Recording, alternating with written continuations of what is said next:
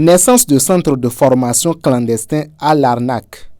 Les Gaiman viennent de débloquer un autre niveau au Bénin. Ils ont pour complices les délégués de quartier et les propriétaires de maisons. Face à la traque infernale du gouvernement pour étouffer ce fléau dont les effets néfastes se font déjà sentir, les jeunes arnaqueurs béninois viennent d'inventer d'autres astuces pour régner en maître. Ils ne sortent plus de leur maison.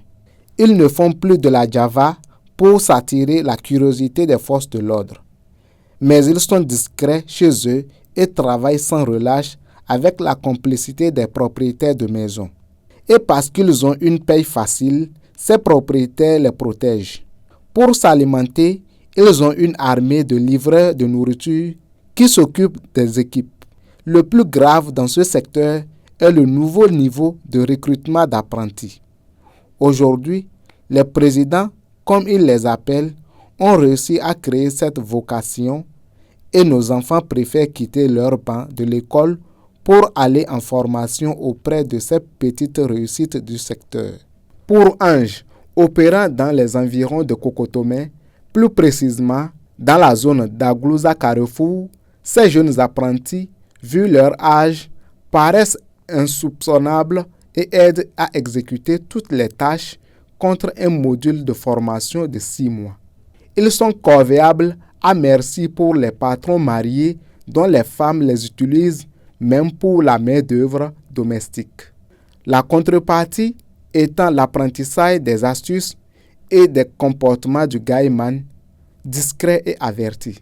À Hévier, l'oncle de Robert a frappé fort pour arracher son neveu d'une nouvelle école de formation ouverte aux alentours de sa maison.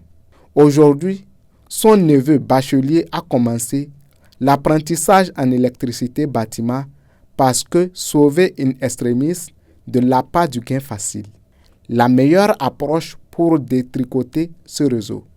Le mode de lutte mené par le gouvernement à travers les ramifications de l'OCRC et du CNIN a montré quelques limites. Cette approche n'ayant plus d'effet dissuasif, il faut changer de stratégie. Il faut maintenant que les ministres de l'Intérieur et de la décentralisation s'invitent au débat. Il faut que ces deux ministères érigent une commission qui va prendre le relais en associant maires, chefs d'arrondissement et délégués à cette lutte salvatrice. Chaque chef d'arrondissement, maîtrisant tous les délégués de son arrondissement, c'est à lui qu'il reviendra de convoquer ces délégués pour les instruire à la coopération. À chaque délégué de se rabattre sur les propriétaires de maisons pour signaler ces jeunes et ces organisations de centres clandestins de formation. Si cette lutte n'est pas bien menée pour obtenir des résultats qui dissuadent les jeunes de choisir cette filière, c'est tout le programme des lycées techniques et autres centres de formation des jeunes qui tombe à l'eau. D'ici à 10 ans, le Bénin n'aura plus d'élite ni de main-d'œuvre pour construire ce pays.